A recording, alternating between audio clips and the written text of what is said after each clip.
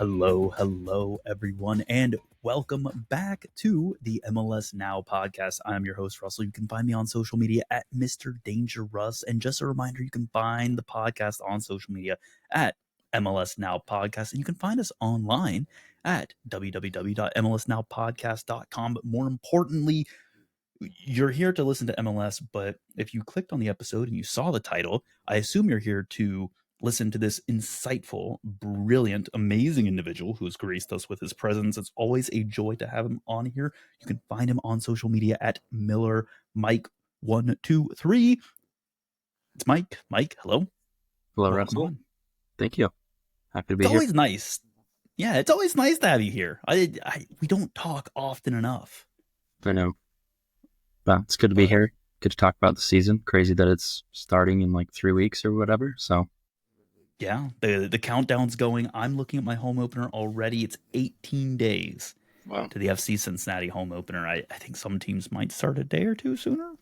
Good. I don't know. Well, RSL's got Champions, whatever they're calling it now, Champions Celebration, Champions Cup, whatever they're calling it, in 19 minus 4, 15 days. So 2 weeks. Yep. I just checked your math on that one. 19 minus 4 is 15, confirmed. Yeah, took me a minute, but we got there. Yeah. Look, normally I have a spreadsheet to do all this. So you want me to do mental math? Gosh, this late in the day? Not a chance. Absolutely not. But I'm glad that we've made it. I'm glad that we're here to talk about RSL because you're the whisperer of all things RSL. You know more about this team. In fact, you've forgotten more about this team than many people will ever know. It's true. And I don't know how much that's intentionally forgetting. Exactly. So I guess let's just start off, right? Light conversation topic. Bring us up to speed. There's been some moves for RSL in the off season. People may have seen a tiny little footnote. I mean, hardly a headline. I think a player like Chicho Arango might have left. I don't even know who that is, to be honest. Yeah, who does really? Yeah. So obviously that is big news. Yes, it is. Yeah, losing Chicho Arango, sending him to San Jose, not using technically the trade was done before the MLS cash system came out, but I'm sure they knew it was in the works. Anyway, choosing not to do that, instead only getting 1.5 million GAM, after bringing him in for club record 6 million normal dollars, whatever that translates to, about 18 months ago, I think. So yeah, definitely shocking. Lost a lot of money on that, and yeah, see where they go from here. So Chicho kind of fell out with the team at a certain point. Like, was there any expectation that he was going to be back, or was it kind of everyone knew he was leaving? It was just a question of when. No, the expectation was that he was going to be back. I mean, when there was kind of like falling out and like the dip in form after his suspension in the middle of the season, like right around the All-Star break. But he came back and play all that good, but he still kept the captain's armband, all of those things. And he had a long-term contract. He, up until that point, it seemed like he liked it in Utah, and the expectation was that he would still be back and that he just needed an off season to kind of shake it off and get past whatever it was. But, Kurt Schmid, the technical director, in his media day availabilities within the last couple of weeks, said that over the offseason, Chicho came and asked for a trade. So that's where we are now. Not the only one around the league to be doing that, which is interesting because, like you said, was one of the few players that seemed to be the big move prior to the cash trade. And now we've seen a whole flurry of those, and we've talked about it on the main podcast. I'm sure we'll see even more of these as preseason episodes roll out for every club. But I guess what else has happened? Like, have you brought anyone in that makes you excited to replace Chicho? Have you sent anyone else out who worries you that, like, gosh, we already had a tall ask in replacing someone as productive as Chicho, and now we need to replace a second, a third, a fourth. Like, it, where's your head at right now on moves? Well, yeah. So Anderson Julio was, at least last season, like the Chicho replacement. He would start in place of Chicho when Chicho was out, or sometimes they would start together and put Chicho at the 10. He had 9 goals, 3 assists for RSL last year, so that is obviously a big, contribution as well. He's gone as well. He's off to Dallas in a trade. Um, they're still trying to replace Andres Gomez, who left last summer. As far as replacements, I mean, I think kind of interesting thing, non-Chicho replacements, but in terms of like just offensive additions, kind of came in last summer and never really got settled. So the hope is that over the offseason, they'll do that. And that's, Diogo Gonçalves, who right now is the only DP on the roster. Dominic Marchuk, winger, and then Lachlan Butcher, winger as well. So we'll see kind of how they do once they settle in. As far as striker, I mean, Elias Manuel came over from the Red Bulls in a trade. He'll presumably be the starting striker. And then after that, you kind of, maybe they play Tyler Wolf there from Atlanta, but he's been more of a winger. After that, you're looking at academy pieces real quickly, or draft picks. So yeah, that's kind of the, big question mark. It seems like they're leaving the DP spot open to get another striker, because that's where the biggest need is, but we'll see how long that takes, and, if it's a hit or a miss, and what happens in the meantime. This is a bit, obviously, we before we recorded, I was like, hey, I'm going to talk about, X, Y, Z, and then like, A1. And I'm immediately just going to like take a left turn and go off script on this one. Are you concerned about replacing the DPs? Like, historically, has RSL, in your opinion, been consistent in hitting on guys who contribute as a DP? Because we've seen some significant whiffs as well. I mean, Yeah. Chicago has had whiffs, Toronto has had whiffs, Cincinnati has had whiffs. Like, there's always that high profile miss on a DP. So, like, give us some context. Is that a concern with RSL? Yeah, I definitely think it is. The DP striker before Chicho Arango was Sergio Cordova, who he finished the year, his one full season with RSL would have been 2022. He finished with 9 goals, but his he wildly underperformed his XG. So that was a big miss. And how every team has their fan favorites, and then every team also has their fan enemies, or whatever you want to call it. And he was definitely one of those. So I think that's, I think Chicho helped push that miss out of a lot of people's minds, but 1 for 2, 50%. We'll see what happens with the next one. And I think a lot of people are already on edge just because, like, Diogo Gonçalves came in as a DP in the summer window and was bad, frankly. Like, he didn't even win a starting job in the games that he was here for last year. Obviously, the guy ahead of him, Matt Crooks, is gone now, so it's his spot, unless they find somebody else to come in. But, the club seems very confident in him, and that, with the off season and, getting more settled into the US and all of that, that will help. But I think fans are already nervous because they have one unproven DP. If you get a second and you're only going with the 2, then things could, spiral out of control really quickly.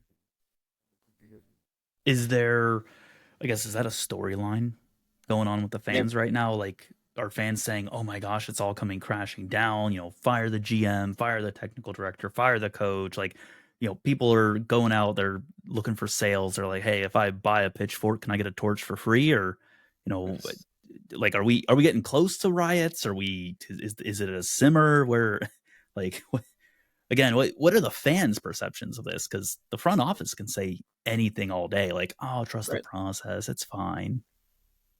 I mean, fans are not thrilled, obviously, when you lose an MVP caliber player.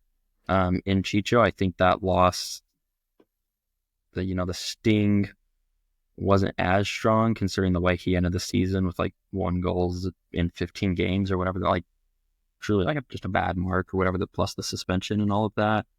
So I think that helped. And then hearing that he asked for a trade, they didn't just Luka Doncic him out of town. It's like that, is helpful, I guess, for the fan base. I don't know. Utah is like an interesting place to be in because sports fans there have gotten used to being in a small market, and they're almost kind of like resigned to their fate. Like, whether it's with the Jazz or RSL, whatever, they're just kind of used to like, oh, the Stars don't want to play here. We can't get the Stars. It is what it is. We enjoy the time that we have with them. I mean, that does, make them happy, but I think it kind of lessens the heat on the front office a little bit. Hey, side note, great Luca reference. I appreciate that. There's going to be some listeners that, their ears are going to perk up and be like, wait a second, got that one. Yeah. Try my best. We try to stay up to date here, Yeah, I've frequently said, we are hard-hitting, fact-based journalism here, the MLS Now podcast. So, and if we can't pull in real-world examples into our world of sports, well, then what kind of hard-hitting journalism are we doing here? Exactly. Yeah. So now, please do not think for even a second that we're going going to hold up that hard hitting fact based journalism, because David will get on to the next episode and he's going to be like, guys, I have something to say. I'll be like, oh my gosh, here we go, David. What do you got? Yep. So, is there anything else though, like storyline wise, our fans like? Is anything giving them hope at least? Like, are people finding something to be excited about? Yeah, I mean, Diego Luna's back and has been a fan favorite even, before all the Chicho stuff. So he's going to be the face of the team. He just had a good performance with the men's national team. McAnally was there as well. So those are definitely, the bright spots and fan favorites. So I think, there's a lot of good, like, core players and some stars as well. Like Diego Luna's going to be a star. But yeah, a lot of the like kind of same like midfield core and, even in the defense, like a lot of fan favorites and, blue guys that everybody loves cheering for are going to be back. So that, definitely helps and gives people to, something to watch. Biggest question though is going to be depth because, well, those guys are great. It's a long season. We have Champions Cup this year as well, that we'll have to, factor in. And, so like if those guys get hurt or go down or you just need a day off, like what happens? Who steps up behind them? When I was on a previous recording that will be out by the time this episode goes up, we talked about how RSL actually has quite a number of players who are on like the US youth national team. Is the academy, is it expected to play a big role coming up? Like, is the team hyping it up? Like, are people aware of it? I guess as a parallel, right? Like FC Cincinnati does a good job with some players of hyping them up and people like recognize it. Not necessarily all the players, but like there's occasionally the names that come through where people are like, oh, that's someone who could be exciting. So fingers crossed, like RSL is doing even better at that. Yeah, no, RSL's academy is in a good spot. Like it helps when they get a bunch of youth national team call ups because that's kind of an easy thing to promote and be like, hey, this is somebody to watch. They also sign a ton of guys to first team contracts, like first team in quotes. They don't really count towards your like 30-man roster. So they're like, they sign into RSL deals, but then they play with the Monarchs for a couple more years before they're ready. So it's kind of a thing where, you'll see the names come through and you're like, oh yeah, this is, one to watch, one to keep an eye on. And you can kind of root for them in advance a little bit so you know who they are when they show up. Is that the path that Diego Luna took, I should say? He came up through San Jose's academy. They screwed it up and let him go to USL, but not like their affiliate USL, just like a random USL team. And then RSL, I think it was El Paso, and then RSL just like got him as like a regular like incoming transfer essentially from El Paso in the USL. So, dang, what a signing! I guess we're paying them back by sending them Chicho though.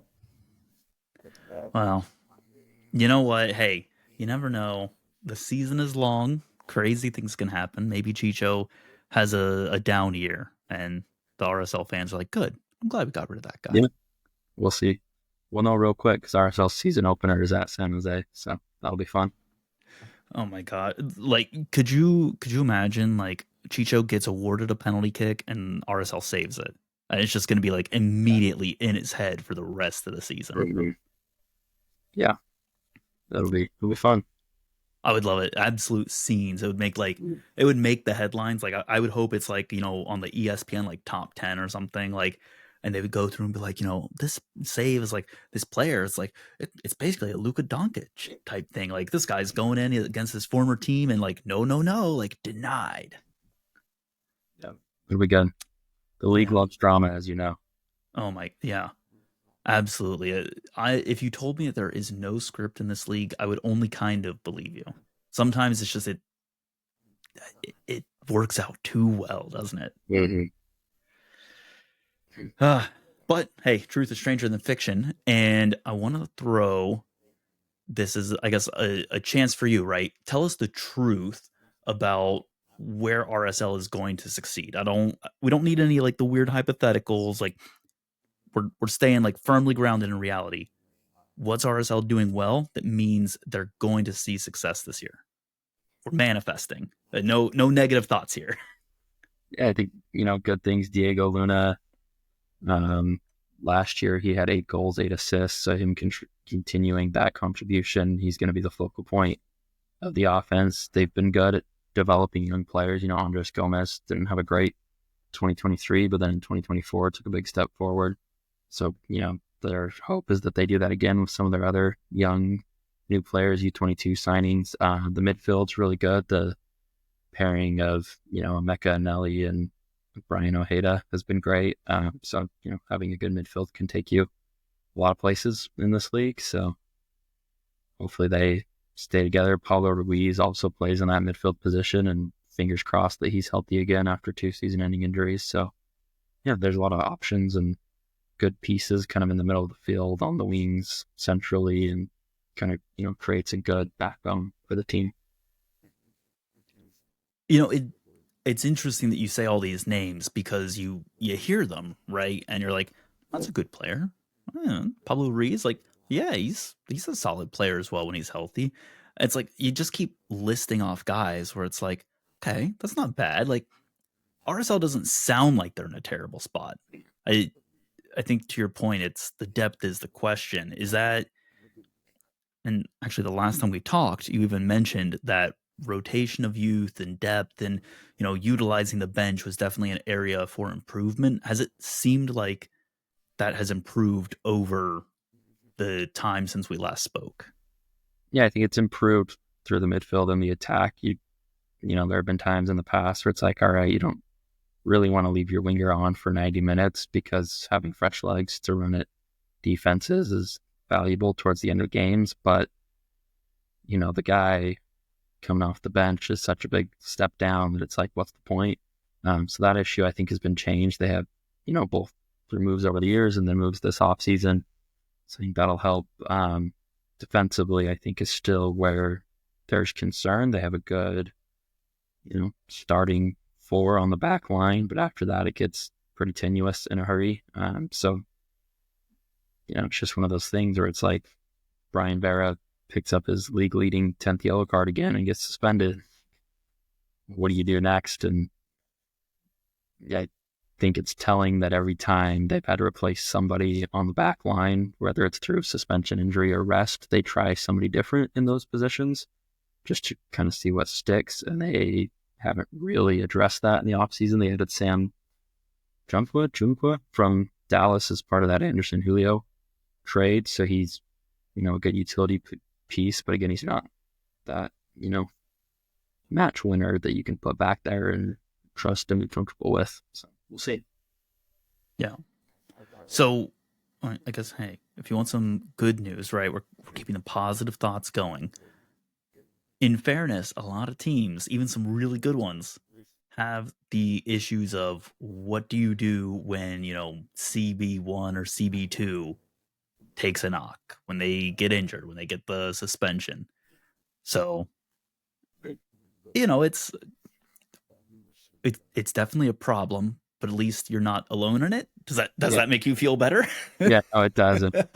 I think to your point, MLS has always been a league that's attack heavy, midfield chance creation heavy. I think just kind of by nature of the salary cap, like you can only heavily invest in one area over the other, and most teams go that way. So I think, plenty of teams have won that way, and you just have to score more goals than the other guys. Doesn't matter how many you give up. You know what? That I've looked at the rules just now. Yep, that does check out. Turns out the team with more goals at the end of 90 minutes does win. So yeah, No you way know, goals. just win like 5-4 every single week, week in, week out. Like RSL would be the most exciting team in the league if every match was 5-4. It's been done before. Yeah. It wouldn't even matter which way it is. Like if you know RSL's either winning or losing 5-4, like you're gonna watch it just to be like, I need to see the chaos. It would be mandatory watching. Exactly. Hey, speaking of mandatory watching, tangent, right? What are your thoughts on this Sunday soccer that we've got now? Like dedicated Sunday time slot. Not necessarily that it's gonna be like the same match all the time, but is that something that you personally are looking forward to, or like is this not enough change and like it's a good start, but we need even more Sunday soccer?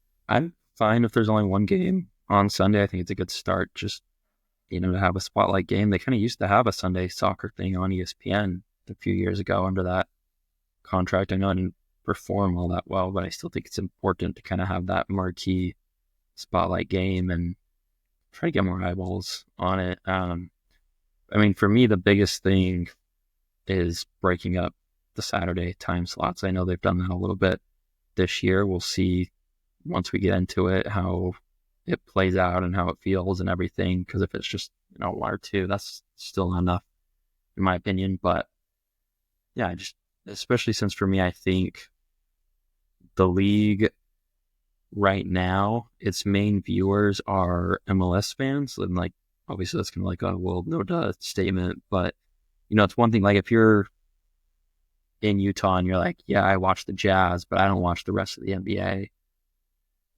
For MLS, it's like if they can get people to watch RSL and the rest of MLS, I think that's their easiest audience pickup at the moment. And, that happens by having Sunday games so that when you're at the stadium on Saturday, you can watch a other game on Sunday. And then, that becomes even easier when you break the Saturdays up.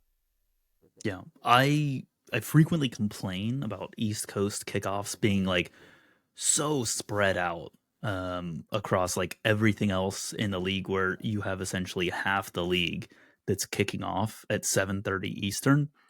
But I'm stopping and considering it. Like when RSL has a home match, you're probably not seeing anything else. Like I can at least get home and catch like a West Coast match. Yeah. So, I mean, I'll give you this example. I don't live in Utah anymore, but when I did, I lived like 45 minutes to an hour away from the stadium. So if you want to get there 30 minutes to an hour early for a 7:30 kick, you're leaving 5:30 to 6 when the East Coast games are just starting. You get to RSL at 7:30, game ends at 9:30, you get home 10:30, 11, games are over. So like literally when there's an RSL home game, the only game I would watch was the RSL game that I would go to. And it was a problem. So like my like personal consumption of MLS and MLS matches dipped drastically because of that. Yeah. My weekday consumption, my Sunday, Monday, Tuesday consumption of MLS matches would skyrocket, but I'll admit nothing hits quite the same as just being able to, sit around and do nothing for an entire weekend. It's just like Exactly. pure dopamine. Yeah, it's nice. I mean, that's what college football does, and you see how successful that is. So, Yeah. Shoot, I think there's some college football coaches that probably make more than entire teams in MLS do for their payrolls combined. yeah. Looking at you, Philly. Yeah. I mean, what was it? Like Nick Saban was like 15, like $20 million a year. Something like that, something That's gross. incredible. Unbelievable. All right, so we've talked about. Well, look, I don't want to move us on just yet. I want to give you a chance. Is there anything else? Any other secrets to success that RSL need before I throw a different question your way and transition us to another topic? I think one other thing I'll throw out is I'm curious to see the further development of Paulo Mastroeni as head coach. Ahead of last season, RSL was successful, yes, because Chicho played like an MVP, but they also got a lot better in a lot of other different areas through, just better tactics. And a lot of that is kind of credited to the fact that ahead of the 24 season, the front office said, hey, Pablo, we're firing basically all of your assistant coaches and we're starting over. And, those new additions were credited with, doing a lot of tactical things that were really good for the team because Pablo's more of a vibes guy. So it'll be interesting to see what that looks like in year 2 and how they, grow and develop and how they use tactics, especially without an MVP up front, because it's, easy to say, well, just pass it to Chicho, he'll go score. But, now that you have to put a little more thought and effort into it, and if, they're successful, then they can kind of make up for some of these roster holes like we see a lot of good coaches do. Do you think that maybe the assistant coaches would look at Chicho leaving as a blessing in disguise? Because now it's not get the ball passed to Chicho and every team knows just mark Chicho and you're fine. Like there's options. And you're forced to find No, for options. sure. And I mean, going into the season, every RSL fan is asking, well, outside of Diego Luna, where are the goals coming from? And can he do it by himself without any help? Because, last year he did benefit from playing off of Chicho, where he marks Chicho and, Luna's able to find some extra space. So it's like, if you're an opposing team now, it's like, well, I don't know where the goals are coming from either. So gonna have to spread it out, change up the defense. And I think that chaos could be beneficial for RSL if they're able to keep a balanced approach. Okay. And then other side of the coaching paradigm. So assistant coaches, pros, very, good signs, positive vibes. Mastroeni. Are fans still supporting him? Like you've had a fraught and tenuous relationship with Pablo in all the time that I've known you and watched you supporting RSL. Where does Pablo sit with the team? Where does Pablo sit with the fans? Like help me unwrap this enigma that is this man still having a job despite seemingly everyone thinking he shouldn't. Yeah, I mean, I don't know if anybody's ever fully gonna understand Pablo Mastroeni. And I think we all kind of have complicated, relationships and feelings toward him.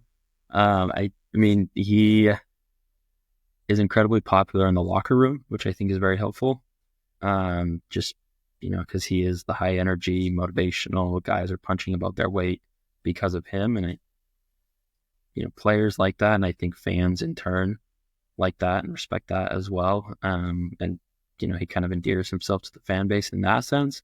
The frustrating part is when he does get the tactics wrong, he gets them really wrong and they get run off the field and it's embarrassed. And then your team loses and then you got to go listen to the press conference and he's, doing his Ted Lasso motivational stuff. And you're like, dude, you just got killed.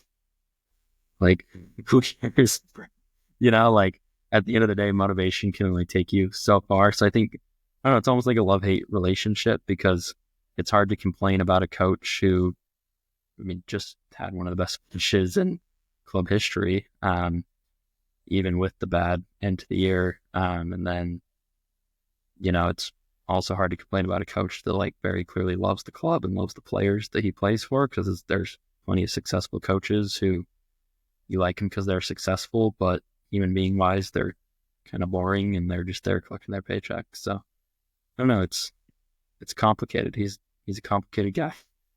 It sounds like he just needs to like have a weekly, hey, I'm gonna show up at this bar, and if you're a fan, show up, and then all the fans will love him because they'll just be Yeah, like, oh yeah, like I've met him in person, he's a great guy. I could see him doing something like that. That would be extremely cool and would, I don't know, I feel like I would have even more complicated feelings because then it would be like, hey, why don't you like this is great and all, I love meeting you, why don't you go like prep for the match. Yeah.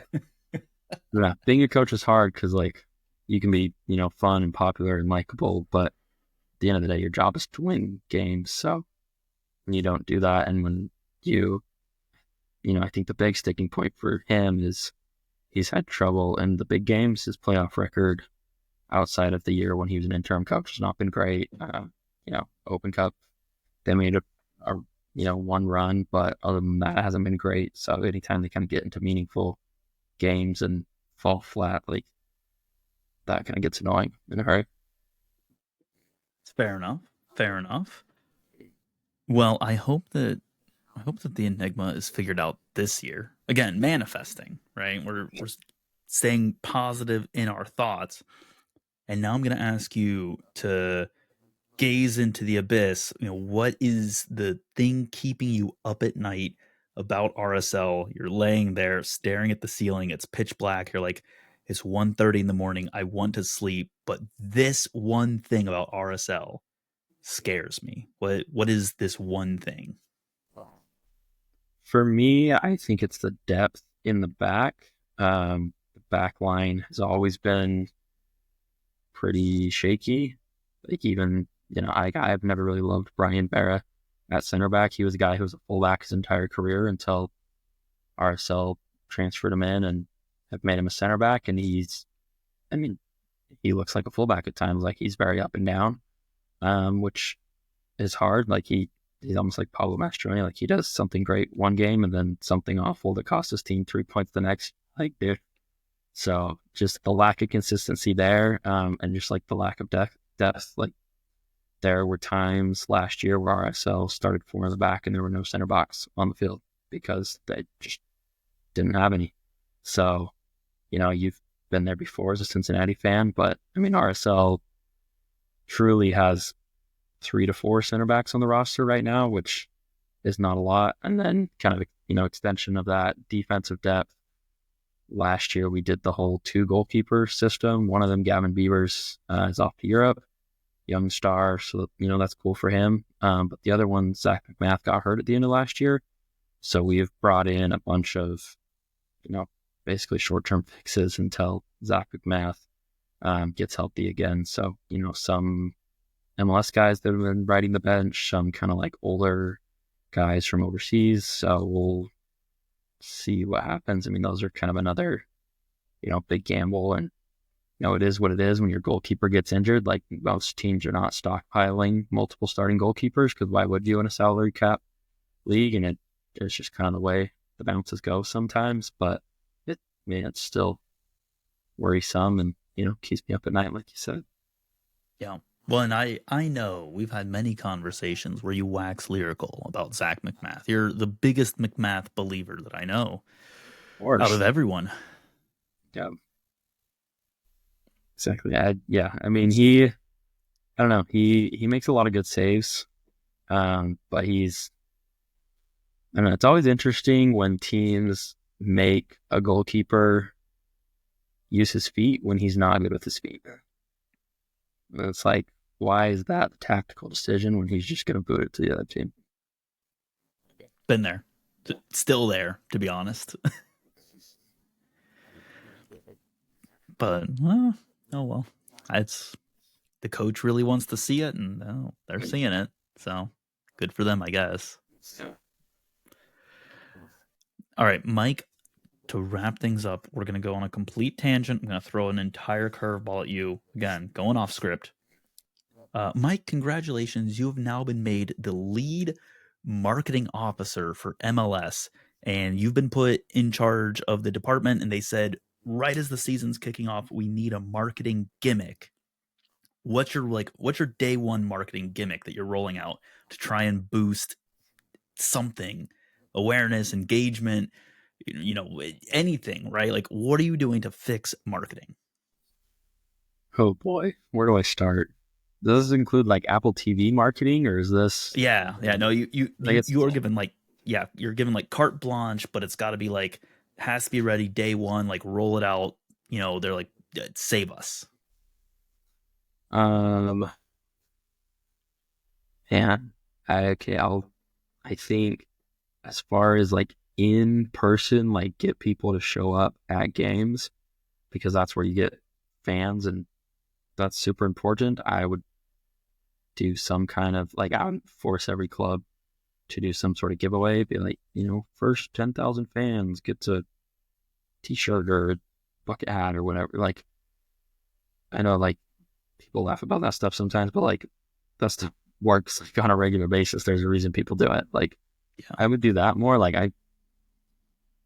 I mean, if MLS just filled every stadium every week and that was the only improvement, like that would be tremendous for the league and its growth. And frankly, I think clubs are not trying hard enough to get people in the stands. So I would do that. And then, I don't know, you got to do something about the Apple TV deal. Like you got to space the games out.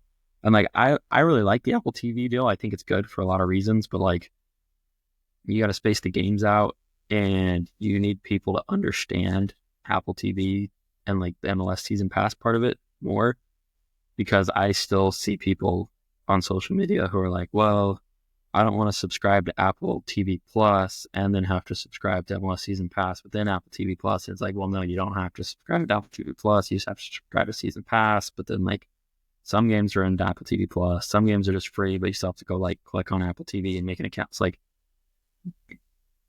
I don't know what the answer is to that, but like they have not done a good enough job of being like, hey, you don't need Apple TV Plus to watch these games. These games are free if you just punch in your email like every other website in the world.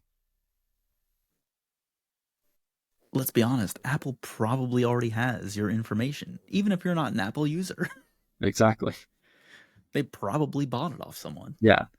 I know. Especially people that have an iPhone. It's like you just one button, two buttons, and you're at the game. Yeah. If you have an iPhone, you literally have an Apple account. Yes. And the app, and there are games in there. You don't even need MLS Season Pass to watch some of the games.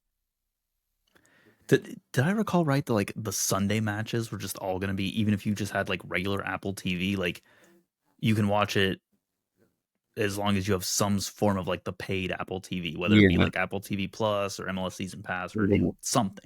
Yeah. So, I mean, everybody gets through MLS Season Pass. I think if you have Apple TV Plus, so that like paid version, so like if Yeah. you pay to stream Ted Lasso, it's that same package or whatever else they have on that app. It's like if you've paid for that, you can watch all the Sunday games. I think they'll occasionally throw some other Saturday and weekday games in there as well. So, I mean, if you have Apple TV Plus, you can at least watch one game a week without paying for MLS season pass. That's right. And they should make every single Pablo Mastroeni not concert, media event, press event. Yes. They should make them all free. If you are someone who watches Apple TV Plus for Ted Lasso, it'll be like other things you might enjoy. Pablo Mastroeni post-match press conference. Exactly.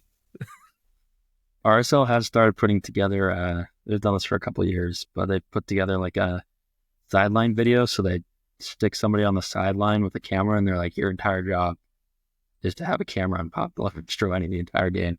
And then he's mic'd up as well. And then they put it all together and stick it out after the game, which is always interesting to watch. Love that. Very cool content idea. Yes. Even if that doesn't work for your team, I would like to see teams try cool content ideas, even if they're dumb. Just try it. Why not? I want to see Miami do that. I want to see those sideline conversations. Yeah, you just put a mic in front of Messi, and you've just immediately boosted MLS, viewership by 35 million people. Yeah. Why are we not miking up Messi in one of these friendlies on their world tour? Yeah, I can already think of it. You just title it "Messi Mic'd Up." Yeah, Boom. you charge people $10 just for that match to watch that, and people would pay for it. You could charge people $10 just for Messi's audio feed. They wouldn't even have to see anything else. Exactly. You could have a Messi pass separate from the Apple deal. Yeah. And it's just a camera trained on Messi the whole time, even if he doesn't like have the ball at his feet, and even if he's just like standing in the middle of the field, or it's like Messi like on the bus on the way to the match. Messi camera just wherever he goes. Yeah, that would be incredible. Exactly. Messi's ordering a pizza, and people are like, "No, not another one of those. We don't want to see it on social media." I know. People are rapidly turning their podcast feeds off listening to this. Yeah. Well, you know what? Here, well, we can go ahead. We'll help people get to the end of their Messi-induced trauma by bringing ourselves to wrap up here. So, Mike, before we call it an episode, any last thoughts, comments, concerns, shout outs? The space is yours if you want to take like 30 seconds, 45 seconds, give us Mike. I do want to mention San Diego FC. I don't know if you're going to do a preview episode of them or not. Well, and it's a late at night one. Nice. But yeah, I mean, I live in San Diego now. There's a lot of energy around that team. I know, like, when the club was first announced, I was still in Utah, and like myself and a lot of other MLS kind of soccer fans were like, "Oh, this is kind of, boring plastic almost," because like the Loyal had to fold as a result, and then it's just some like random billionaire from somewhere that was like, "Oh, I have an MLS team," and like that's kind of how it felt to the outside. But for like people in San Diego, like they're super excited, and like I don't think people realize like how big of like a city and like a sports city San Diego is. I mean, they only have the Padres, but it is the eighth largest city in the United States. So like there is certainly room for more than one pro sports team. And like if you're a pro sports team that like, shows love to the city and invests and tries to build a winning team, like they're, the people are going to rally around you really quickly. Like San Diego has never won the championship in pro sports. So, the moment that expansion team, I know they're still an expansion team, they might take a little bit, but the moment they sniff the playoffs, MLS Cup, I said, like, it's going to be crazy. And I think they're going to surprise, a lot of people outside of San Diego with how exciting that club's going to be. I dig it. I really dig the shout there, Mike. That's good insight. Now I'm going to rely on you to also know a lot about San Diego this year. So that's your homework and assignment. Yeah, I can do anything. Excellent. Got my season. So we'll be good. Man, look at that. He's got season tickets to San Diego, and he's got the insight on RSL. Mike, you're a gentleman and a scholar. I want you to know that. Thank you. Appreciate it. So, but in the meantime, that does bring us to the end of the episode. You can find Mike on social media at MillerMike123. You can find the podcast on social media at MLS Now Podcast. Folks, we'll see you next time.